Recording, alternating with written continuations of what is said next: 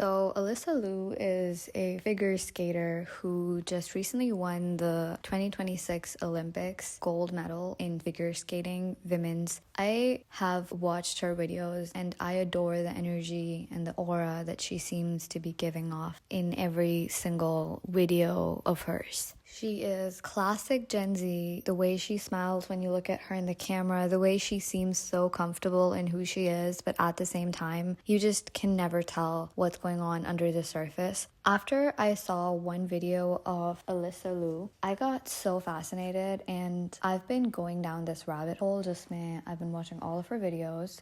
What I've learned is कि figure skating और medicine में कुछ चीज़ें बहुत common हैं, जिसमें से एक चीज़ ये है कि you grow up being grilled and just told that there's a life that waits for you and that waiting is your fate. It's almost like there's this magical entity at the end of a path and you're walking the path and one day you will reach the end of the rainbow and there will be a cauldron full of gold and that gold was your fate and they put it there before you even ever got there. So if I become a doctor 2 decades later, someone placed that cauldron there when I started my journey. You are put into this perpetual rat race of becoming a doctor, but no one ever tells you what it feels like to actually be a doctor. That's what I want to talk about today, for my sake and for the sake of anyone that might ever listen to this.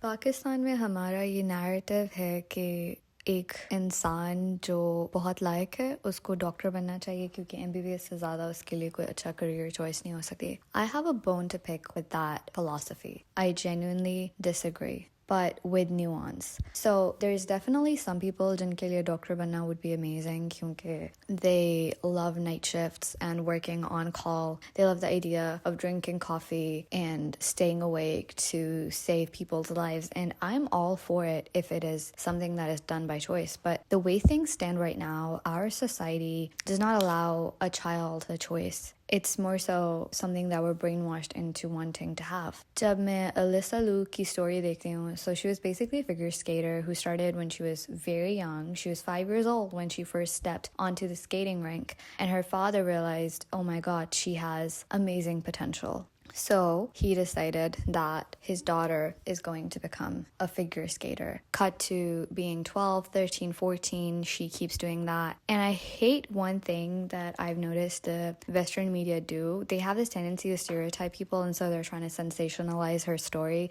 trying to say, oh my god, there's a narrative that they're trying to push onto her. If you watch her interviews, they ask her questions like, oh, was your father really horrible because he forced you into all these things? And yes, she was traumatized, but you can see how uncomfortable she is with those questions because she genuinely loves her father. And I think कि पाकिस्तान में भी यही होता है कि जो parents हमें doctor बनाते हैं, a lot of these kids that have this dream pushed onto them, they don't have unhealthy, toxic parents. They actually have really beautiful bonds with their parents, but it's just that their parents think that they're doing something that's the best for them. There's this one analogy that Alysa Liu uses in her interviews, and she basically talks about the blooming of the flower. So she says that what our parents tell us, and I honestly can relate to this a lot, is that you are a flower and we're going to watch you bloom and we're planting you like a flower and we're going to water you and then you have to blossom. That blossoming is a parent's wish to see their child succeed. But when you think of it, isn't that very, very... like, it just takes out of you your individuality. I mean, yes, you're a flower that someone else planted, but then, like, that's not right because isme aapki choice kahan pe hai? You know what I mean? Like, it just puts this sense of responsibility onto you कि आपने किसी की ख्वाहिशात को पूरा करना है. I just think that that's so messed up in a lot of ways that none of the parties that are involved in this equation realize.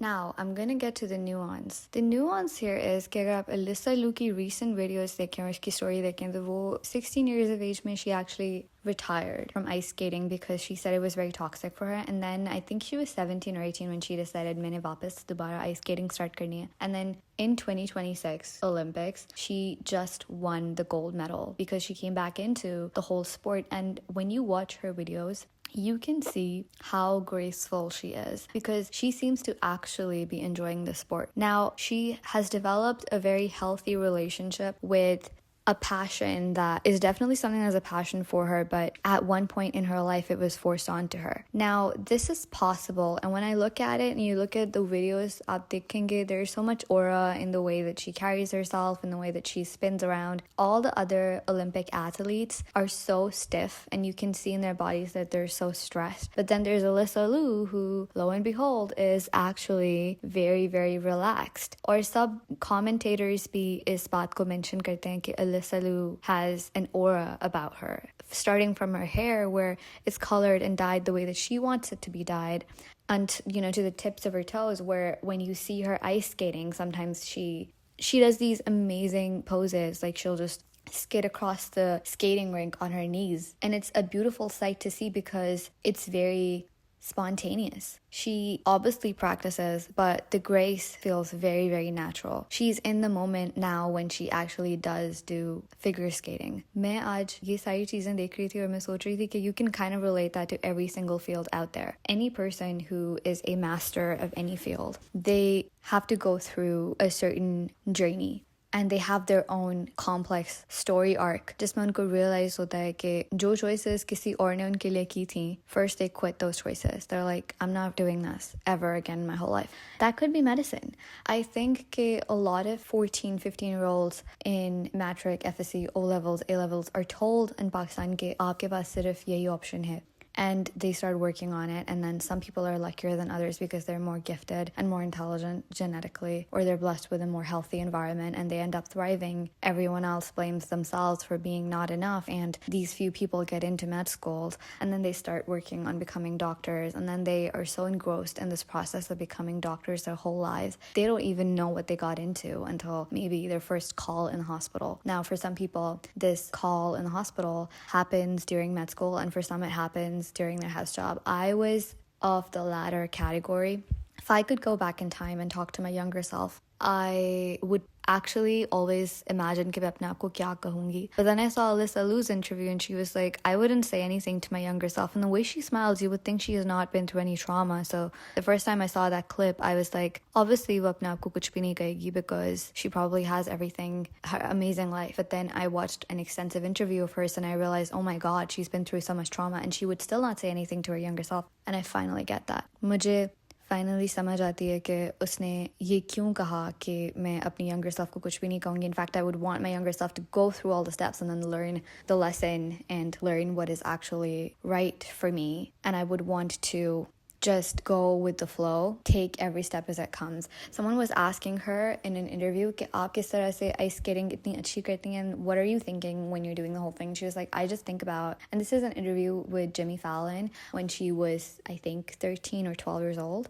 And so Jimmy asks her कि on the Tonight Show कि आपको आप क्या सोचती हो? And you're asking a little kid what they think. You're obviously going to get a very simplistic answer, but that answer, in its simple-mindedness, it is inherently so genius. She says कि मैं जो twirl करने लगती हूँ, I only think about that, and then I do that, and then once I'm done, I think about the next spin, but only the next spin and not the one after that. So you take things one at a time, you take things as they come, and then there's a certain spiritual quality in choosing to be that way. So I honestly think that Alysa Liu is a beautiful example of someone who had the formula right down to the very base of ingredients, and yet she obviously was going through a lot of difficulties, because to put a child through something like that is in no world healthy. But despite that, and I think maybe because of that, she's gotten to a point where now she has such amazing muscle memory कि वो इतने gracefully अपनी performances कर सकती है, but then also she is capable of enjoying what she does. Now, when it comes to medicine, I feel like what is needed in such situations? Okay, let me think. I think what is needed is the element of choice. Alysa Liu अपनी ज़िंदगी से इतनी नाखुश थी कि 16 साल की उम्र में उसने डिसाइड किया कि वो रिटायर हो जाएगी. जबकि within 2 years she decided to come back. Why? Because she had the choice to quit, and then she realized, wait a second, I love this sport. और अगर हम लोग मेडिसिन में भी यही स्ट्रैटेजी अप्लाई करने की कोशिश करें, हम med स्टूडेंट्स को, ख्वाह वो प्री med हैं या MBBS कर रहे हैं, you give them the freedom of choice of going to the hospital and doing calls with doctors, shadow doctors, before they actually get into med school. And this is not an innovative, crazy idea. It's something that's very normally done in a lot of Western countries. It's expected of kids in high school to go in shadow doctors. I never did it, and I never heard of it being done. I'm not sure if it's done now, but the narrative is it's very strongly a sentiment within the hearts of parents कि हमारा बच्चा doctor बने, but they never actually send their child to a hospital, to shadow doctors.